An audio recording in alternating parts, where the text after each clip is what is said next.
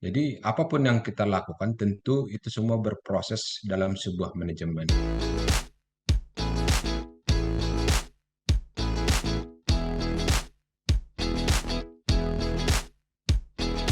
Selamat datang teman-teman sekalian di webinar Dialog Makari University dengan tema kita nih, teman-teman udah tahu kan, Project on Time, cara membuat jadwal pengerjaan yang realistis. Halo, aku mau nyapa dulu nih untuk Bapak Mervinnya. Halo Pak, selamat sore.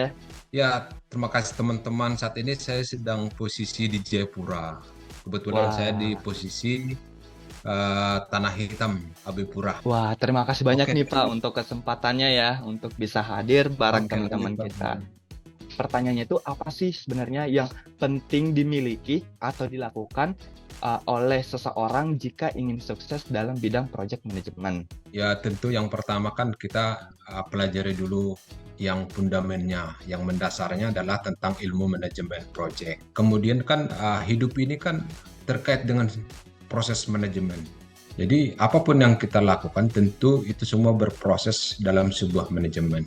Kalau kita diberikan suatu tugas untuk menyelesaikan sebuah proyek, tentu kita harus mengikuti pola manajemen yang sudah ada. Tujuannya apa?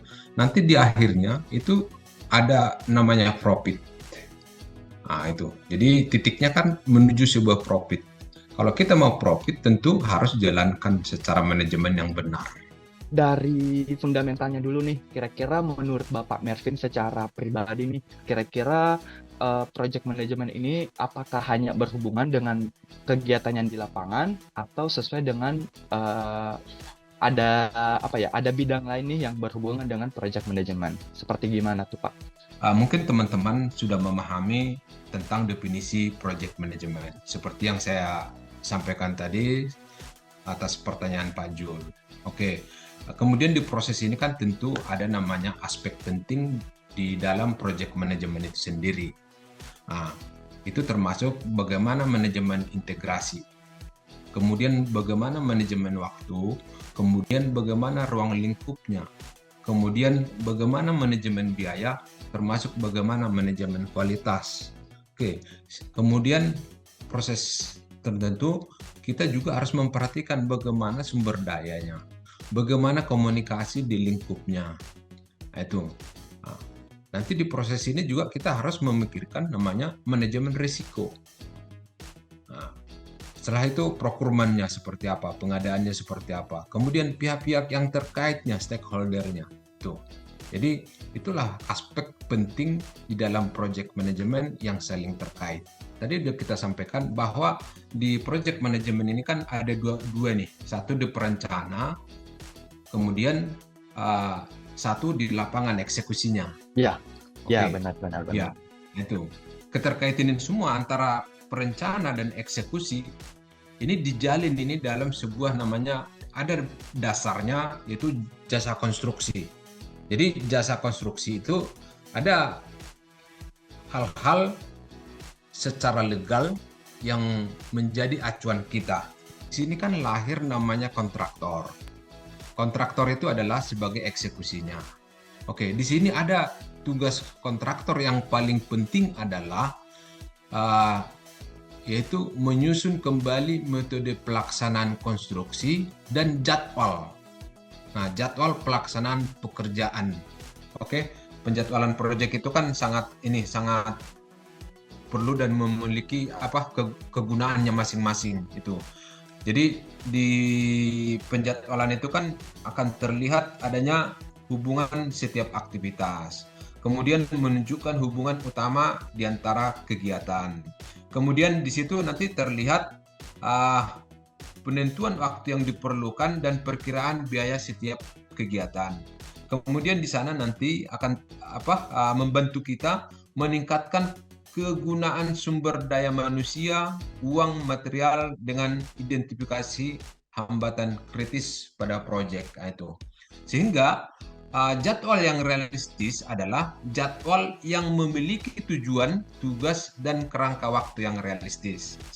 Dengan metode penjadwalan proyek, maka kita dapat memilih adanya beberapa metode yang dapat kita implementasikan ketika kita sebagai engineer ataupun project manager, ini ada beberapa metode penjadwalan yang sudah biasa kita laksanakan. Apa itu? Pertama, bagan balok atau bar chart ini sudah biasa. Kurva S juga mungkin teman-teman sudah biasa. Kemudian network planning. Network planning atau teknik evaluasi dan review program PERT gitu. Dari metode yang kita lakukan, metode penjadwalan itu, maka akan lahir di sana. Ketika di perencanaan, maka lahirlah master schedule. Kemudian ketika di pelaksanaan, maka dari master schedule kita coba uraikan dia phase schedule. Jadi lahirlah namanya phase schedule. Kemudian di proses ini tentu kita akan melakukan namanya peninjauan jadwal. Nah, peninjauan jadwal ini tentu melalui analisa hambatan. Nah, itu. Jadi kita akan mencoba analisa hambatan. Ketika ada hambatan, maka kita akan meninjau jadwal. Nah, itu. Nah, kemudian untuk menuntun kita setiap minggunya, tentu kita laksanakanlah namanya, kita lakukanlah sebuah rencana kerja mingguan dengan mengacu ke master induknya, master schedule yang sudah disetujui. Oke. Nah, tentu saat ini kita sudah dimudahkan namanya perangkat lunak manajemen project. Jadi kita tinggal pelajari sebuah perangkat lunak manajemen project yang saat ini sudah lebih mudah kita mengerjakannya lewat namanya MS Project.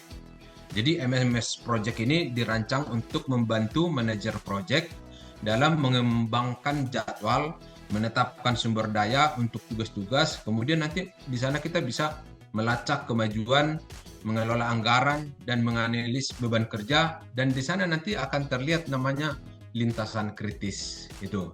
Oke, dengan adanya MS Project, maka ini mempermudah kita untuk melakukan sebuah monitoring dan evaluasi. Inilah yang membuat kita lebih mudah saat ini dalam melakukan jadwal sebuah proyek. Ada yang bertanya nih Pak, apa saja yang kami para manajemen siapkan untuk membuat jadwal pengerjaan yang relevan? Jadi ya teman-teman ketika berbicara relevan, maka ya teman-teman selalu perhatikan ke kontrak yang Anda tangani gitu. Jadi ketika Anda menangani sebuah proyek, cek kontraknya seperti apa, kemudian di sana spesifikasi umumnya seperti apa, spek-spek khususnya seperti apa. Itu dari situ akan terlihat kemudian masa pelaksanaannya seperti apa. Tentu di masa pelaksanaan, ya disinilah tugas kita sebagai engineer.